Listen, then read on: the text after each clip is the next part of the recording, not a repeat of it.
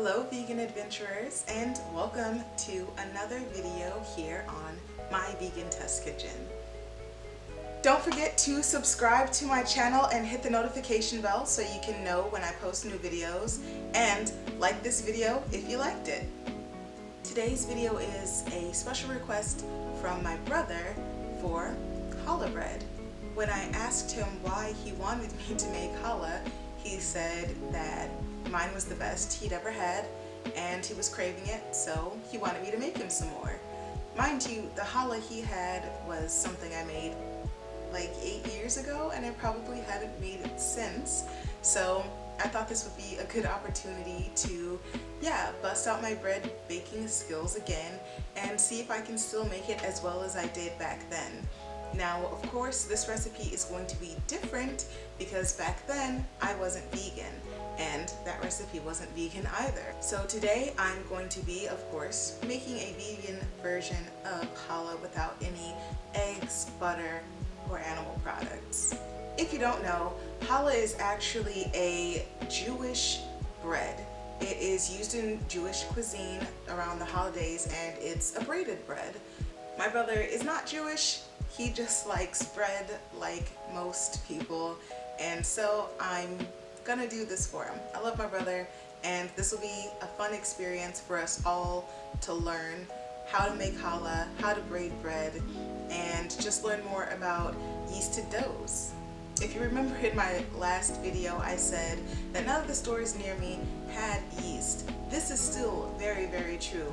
However, when I was cleaning out my pantry, the gods graced me with a packet of yeast that I didn't know I still had.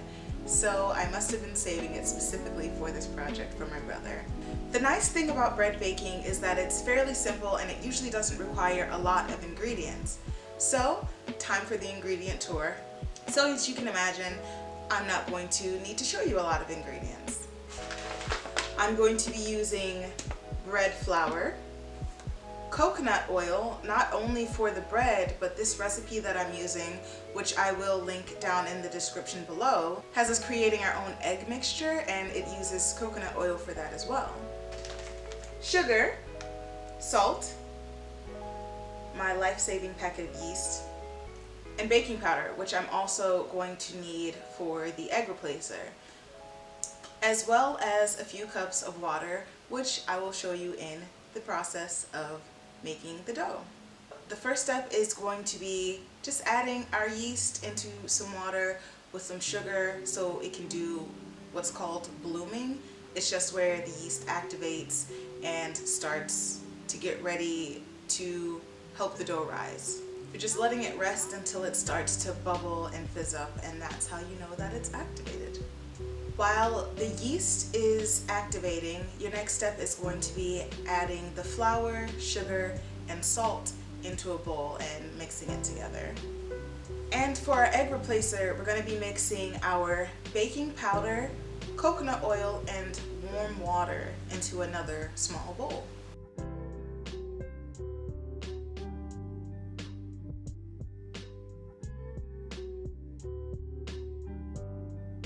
Once the yeast is done rising, it's time for me to add my egg replacement and my yeast into the flour mixture.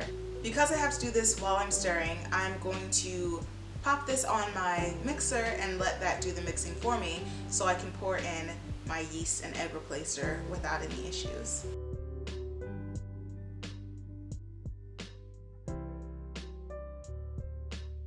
Once it's been mixed together for the most part, it's time to get my hands in there and get dirty. I'm going to start kneading my dough. I'm just adding a little extra flour to the bowl to make sure that it doesn't stick. I'll do this for about 10 minutes just to make sure that I build up enough gluten in the bread. If you don't know what gluten is, it's what makes bread elastic and it adds protein to the bread. That's why some people have an intolerance to gluten.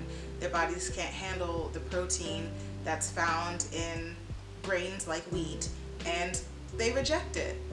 This recipe can easily be adjusted if you're on a gluten-free diet or you have celiac, because all you'll have to do is replace the flour with gluten-free flour. There's so many different brands out there now that you've got a great range to choose from, but the one that I have the most experience working with is Bob's Bread Mill, and I can vouch for them in that you'll get good consistency out of your breads and that they'll turn out more like a traditional bread than any other flour that I've used. In order for bread to have the kind of texture we like and actually hold up together, we have to knead it, and that's what's building the gluten. Now that my dough is kneaded and together into one uniform ball, I'm going to set it aside in an oiled bowl so that it can proof, or prove if you're British. If you don't know what proving is, this is the time when we set the dough aside so that the yeast can go to work and activate and help it rise and get bigger. Most people cover their dough with a moist cloth, not too wet, just a little damp, because the air around it will dry it out as it's rising if you leave it uncovered, and you'll get a weird crustiness on your bread. You want to make sure that your bread is the same moisture and consistency all the way through. Now that my dough is risen, I'm going to break it into 3 parts to do a traditional 3-strand braid. I'm going to make one of the strands green just because green is my brother's favorite color, and I thought it would be a nice little twist to this bread. I'm just going to braid this the same way that I would braid strands of hair. To make your dough easy to work with, take the tops of the strands where you're starting and press them together so that they stick together and kind of form back into one shape. Begin your braid and then tuck that in under. Finish your braid and then tuck the other end under as well. You're tucking the ends because it's going to give the bread a more professional look when it's done baking. When you press the ends of the bread together, it doesn't look good and it's not completely sealed. So tucking the ends under will do that because it'll bake those sloppy ends under the bread where they can't be seen, and it also ensures that the bread is not going to unravel when it's in the oven expanding and baking, because you've tucked the weak points under it and they can't move and get out and get loose. Now it's time for the second prove. I'm going to set my braided dough on a tray and let it rest again for another hour so that it can rise and set in the shape that it's actually going to be baked. And at this time, I'm also going to preheat my oven so it will already be ready to go for me once my bread has finished its second proving. My fluffy, beautiful braided bread is ready, and it's time to pop it into the oven. As you can see, my bread is ready and it's looking really good. Unfortunately, I don't get to taste this one. However, I'm going to send it to my brother and ask him if he wouldn't mind sending me a video or at least a message letting me know what he thought and how it turned out. Thank you so much for joining me for this video. If you'd like to see more, just let me know down in the comments what kind of videos you'd like to see. You can also find me on Ko-Fi.